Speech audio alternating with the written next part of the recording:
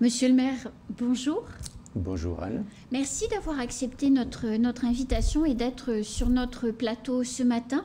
Vous avez été élu maire de Chirongui la semaine dernière dans un suspense insoutenable. Tout à fait, j'en conviens. Voilà, la majorité a changé. Finalement, ce n'est plus la même équipe qui est à la tête de la commune. Alors la première question que j'ai envie de vous poser, monsieur le maire, il vous reste 4 ans de mandat. Vous prenez les rênes de la commune après un début de mandat plutôt mouvementé, où on a quand même parlé assez mal de Chirongui pendant ces quelques derniers mois, à la fois sur les cantonales, à la fois sur ces problèmes directement dans la mairie. Quel est votre état d'esprit au moment où vous devenez premier magistrat de la commune, c'est-à-dire maire de Chirongui? D'abord, avant de commencer, mes salutations à l'ensemble de la population qui nous écoute et une pensée particulière à mes administrés de la commune de Chirongui. Donc, concernant les conditions de mon élection, comme vous le savez, comme tout le monde le sait, ça s'est passé dans des conditions quand même spéciales. Donc, à l'issue des opérations d'élection, j'étais soulagé, très soulagé, parce que ce fut compliqué, très compliqué. Ce n'était pas une élection municipale classique, avec toute une équipe qu'on a conduite pendant des mois, oui. Qu'on a fidélisée, mais là, en l'espace de quelques temps, d'une semaine, disons. Oui, c'est ça, une dizaine de jours. Il fallait mobiliser, rassembler, constituer une majorité. Donc, c'était très compliqué. Donc, c'est pour cela que j'étais soulagé également. Mais c'est une vraie victoire, parce que 17 voix contre 12, voilà, il n'y a pas de place au doute ou aux manipulations politiques. Vous êtes élu maire, vous avez une nouvelle majorité avec vous. Donc, vous avez repris votre groupe politique que vous aviez conduit pendant les municipales. Vous êtes allé chercher les élus de l'ancienne majorité, quelques LR, et maintenant, vous dirigez la commune. Est-ce que les anciens élus qui pendant 2 ans ont fait du travail quand même, parce qu'il y a des gens qui n'ont pas été mis en cause dans les affaires et qui ont bossé, qui avaient réellement envie de se mettre au service de la commune de Chirongui? Je pense à l'ancien premier adjoint par exemple, c'est le premier nom qui me vient en tête, mais il y en a des tas d'autres. Est-ce que vous allez continuer à diriger la commune avec eux? Comme j'ai déjà eu l'occasion de le dire, donc les élections sont finies. Oui. À partir de ce moment-là, c'est la place au travail. Donc toutes les bonnes volontés sont les bienvenues. Donc c'est ma tâche aujourd'hui, en tant que maire en tout cas, de savoir travailler en bonne intelligence avec tout le monde, pour l'intérêt de la population de Chirongui, pour faire avancer les projets. Donc évidemment, je tends la main en tout cas à l'ensemble des élus de la commune de Chirongui pour travailler de concert. Alors, quelle va être la méthode Biaki Daouda? Quelle gouvernance? Comment vous allez faire pour diriger cette commune? Dans un premier temps, c'est déjà l'état d'esprit. Parce qu'il faut commencer par les services, mobiliser les services, donner sens à ce qu'ils font, se respecter entre élus, respecter les agents, et puis travailler pour l'intérêt général. Voilà, c'est la population qui va juger en bout de chaîne, c'est la population qui va juger. Donc, plus la population est satisfaite, plus on travaillera dans des conditions apaisées.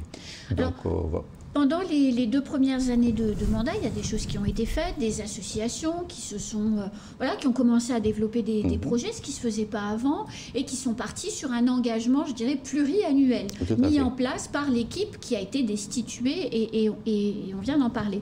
Est-ce que ces engagements-là, il va falloir qu'ils viennent les renégocier avec vous, ou bien ce qui avait été mis en place, et qui fonctionne, évidemment, vous allez le continuer sur les 4 prochaines années? La méthode est simple parce qu'on n'a pas beaucoup de temps devant nous. Donc la population attend des réalisations. Donc là, c'est le mot d'ordre en tout cas au sein de mon équipe. Tout ce qui peut être fait doit être fait. Donc on ne va pas passer notre temps à modifier, à revoir les projets. Donc là, le mot d'ordre, c'est de finaliser. Tout ce qui a été engagé, il faut que ça sorte. Et puis que ce soit du concret, on voit que c'est fait. Donc par exemple, les habitants de Mirérény, dans la commune de Chirongui, l'aménagement de leur cimetière qui avait été mis en place, imaginé pendant les 2 années de Saïd Andanouni, vous allez poursuivre? Exactement. Comme je l'ai dit, donc il n'y a pas de démagogie dans tout ça. Donc nous, on est pragmatique, hein, donc que ce soit, là vous parlez de Mirénie, donc oui, parce il y a que le ça vous stade, vient hein, en tête. il y a par exemple un stade qui est en cours de construction, donc là on va tout faire en tout cas pour accélérer donc le dossier, Oui. pour le finaliser, pour que ça soit fini le plus rapidement possible. Là c'est dans un délai d'1 an maximum, hein, ça sera fini. Concernant ce cimetière, donc il n'y a pas du tout de remise en cause. Et puis, c'est en tout cas le cas pour l'ensemble des projets de la commune. On n'a pas le temps. Dans votre majorité, vous avez effectivement récupéré la majorité sortante avant 2020. Roukia Lahadji avait un véritable projet pour Chirongui, de développer et de faire de Chirongui la capitale du Sud. On en plaisantait avant le début du temps de parole. Vous allez reprendre lesquels de ces projets qu'elle avait imaginés?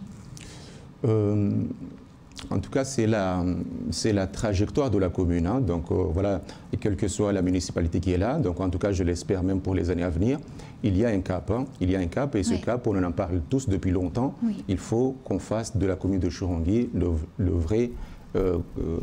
la capitale du Sud. Hein. Pour cela, donc, il faut qu'on améliore les infrastructures. Il faut attirer donc, les investisseurs, il faut attirer donc, les services. Donc ce cap, je veillerai à ce qu'il soit tenu. Voilà, donc quand on parle de cela, donc on parle de la ZAC, hein, par exemple, il faut absolument donc aller dans ce sens-là. Nous avons la ZAE, là ce sont des plateformes pour les entreprises. Et il y en a beaucoup hein, qui viennent toquer à la porte. Mais oui, c'est tellement pénible de se déplacer que de s'installer. Tout à fait. Il y a les équipements sportifs. Hein. Là, c'est le projet donc, du département, donc les équipements de haut niveau. Oui. Donc tout ça, en tout cas, donc, il faut travailler d'arrache-pied avec l'ensemble des parties prenantes pour que ça voie le jour le plus vite possible. Il en va en tout cas de l'avenir de la commune de Chirongui. Les projets de logement qui avaient été initiés, parce que si on fait venir des entreprises, ça veut dire qu'on fait venir des salariés, et ces gens ont besoin de vivre quelque part. Je crois que le but du jeu, quand on installe son entreprise à Chirongui, c'est pas de faire dormir ses salariés à Mamoudzou, sinon c'est l'enfer sur terre pour se déplacer. Donc vous allez aussi développer les logements. C'est tout, hein, parce que comme vous le dites, hein, l'humain c'est un tout, hein, donc c'est des logements, effectivement. Donc il y a de gros projets, hein, donc quasiment dans tous les villages hein, de logements, mais il y a aussi l'école, hein, il faut absolument qu'on améliore l'école, il faut des équipements sportifs, donc nous avons tout un paquet là-dessus, etc., etc. Ce sont les cantines scolaires, c'est tout. Voilà, l'humain c'est un tout, donc on travaille dans ce sens-là pour que donc, la commune de Chirongui attire donc, les populations et attire également donc, les investisseurs. Alors, dans la commune de Chirongui, il y a déjà un dynamisme culturel qui se met en place. Vous avez quand même le seul cinéma de Mayotte est à Chirongui. On veut aller voir un film, on va à Chirongui. Comment vous allez, et d'ailleurs on le voit hein, derrière dans le pôle culturel. C'est un bel équipement. Et vous avez un pôle culturel dynamique avec des collaborateurs. Enfin, quand on rentre dans ce pôle culturel, on est super bien accueillis, les gens sont souriants et sympathiques. Enfin, c'est très agréable. Enfin, je dirais la porte d'entrée. Si la porte d'entrée à Chirongui c'est la culture, on n'a pas envie de partir.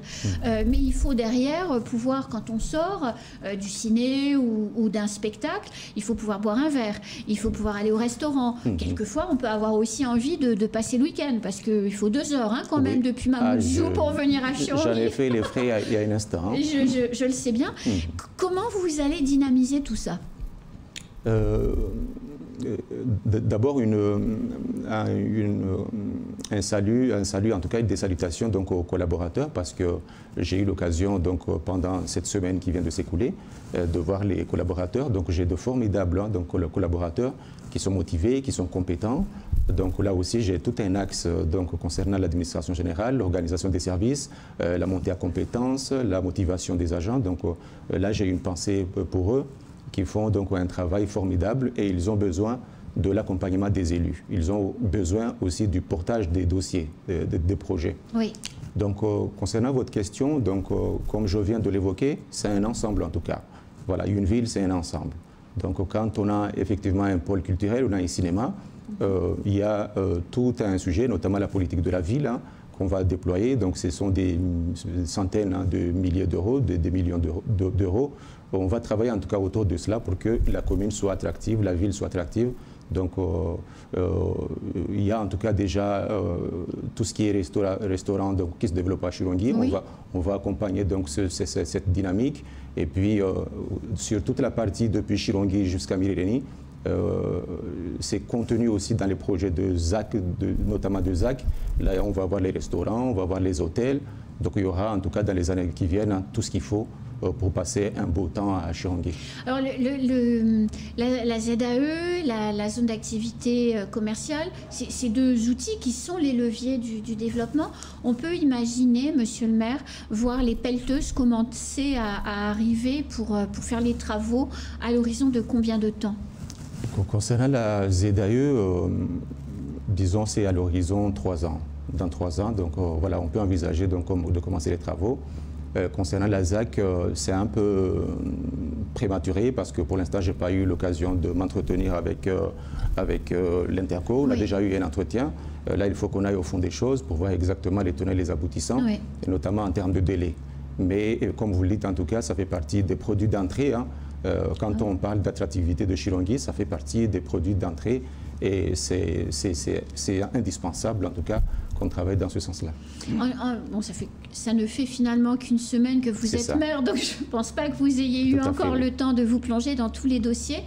Mais tous ces aménagements, et Chirongui ne deviendra pas la capitale du Sud sans l'Interco, comment se passe finalement vos premiers échanges avec l'intercommunalité qui est très dynamique hein, aussi, l'Interco du Sud? Tout à fait. Hein. Ça, c'est comme j'ai déjà eu un entretien avec le président. Le président maire de Bangélé, donc ça s'est très bien passé, donc on a fait le point. Et puis il est convenu cette semaine même hein, d'aller se poser et entrer dans le fond des dossiers concernant Chirongui. Voilà. Alors vous avez à Chirongui, et ce sera probablement l'une de mes dernières questions parce que malheureusement le temps passe très vite. Ça passe vite. Oui. Vous avez une biodiversité incroyable à Chirongui avec une mangrove extraordinaire, des pressions anthropiques énormes hein, sur cette mangrove. Je pense aux villages un peu informels qui sont construits carrément dans la mangrove. Également des problèmes avec l'agriculture qui quelquefois grappille un peu sur la mangrove. Est-ce que c'est un dossier, l'environnement et la protection de l'environnement sur lequel vous êtes sensible et sur lequel vous allez vous engager? Oui, bien sûr. Hein. On ne peut pas passer à côté. Hein, sont vos palétuviers. Exactement, on ne peut pas passer à côté. Hein. Donc là, nous avons une richesse formidable. Nous avons des associations qui sont très dynamiques, hein, qui nous aident beaucoup. Sur la mangrove, oui. Exactement, qu'il faut accompagner. Et puis au niveau de la municipalité, mais aussi de l'Interco, parce que là, on a besoin aussi hein, des partenaires comme l'Interco. Bien sûr. Il y a déjà des projets que je vais poursuivre. Hein. Donc il y a notamment deux projets que j'ai examinés hier et j'ai demandé au service de mettre l'accent là-dessus parce qu'il faut absolument qu'on préserve et qu'on gère au mieux donc, cette richesse-là. C'est quoi ces deux dossiers? Il y a un projet de sentier, hein, de l'observation, donc de sensibilisation et d'éducation. Et puis il y a un deuxième qui est plutôt de préservation donc, de ce milieu-là. Et donc vous allez mettre les moyens Tout à fait. Pour que ça aboutisse, que les choses voient le jour et que l'on puisse profiter. Mais d'ailleurs, à Timkoura, hein, il y a cette association qui permet déjà hein, d'aller à la découverte de la mangrove, de l'îlot qui est juste en face et qui permet à tout un chacun de découvrir combien Chirongui est. Sinon, c'est une richesse formidable, hein, comme je vous le dis. Hein, pour tout Mayotte. Exactement. Monsieur le maire, merci beaucoup d'être venu ce matin. Si vous en êtes d'accord, je vous réinviterai très vite quand vous aurez pris connaissance de tous les dossiers pour qu'on puisse justement se dire, ben voilà, Chirongui, dans 1 an, on va ressembler à ça, dans 2 ans, dans 3 ans. Donc, ok, avec plaisir. Merci beaucoup de l'invitation. Et puis, effectivement, c'est l'ambition. J'espère qu'au bout d'1 an, en tout cas, on puisse voir que les choses ont évolué à Chirongui. Et dans 2 ans, dans 3 ans, donc d'ici la fin de mon mandat, j'espère que la population donc, aura vu une évolution, en tout cas, des choses. J'ai une dernière petite question, monsieur le maire, parce que vous m'y faites penser. Vous dites d'ici la fin de mon mandat, donc il est bien évident que vous allez aller jusqu'aux élections municipales prochaines. Si Saïd Andounani est finalement en appel, n'est plus déclaré inéligible, qu'est-ce qui va se passer ? Pour l'instant, en tout cas, c'est au niveau des textes. Hein. Je suis maire hein, jusqu'à la fin du mandat, donc c'est ce qui va se passer jusqu'à la fin du mandat. Donc, concernant le contentieux, c'est un peu tôt, en tout cas, d'imaginer la suite. Voilà, donc, me concernant, en tout cas, je suis mobilisé jusqu'à la fin du mandat. Vous terminez le mandat avec l'équipe qui vous a élu et quoi qu'il se passe en cours d'appel. Exactement, quoi qu'il se passe au niveau du contentieux. Merci, monsieur le maire. À très bientôt. Merci à vous. À la prochaine. À la prochaine, qui sera rapide. C'est la fin de ce temps de parole. Tout de suite, et bien la suite de nos programmes.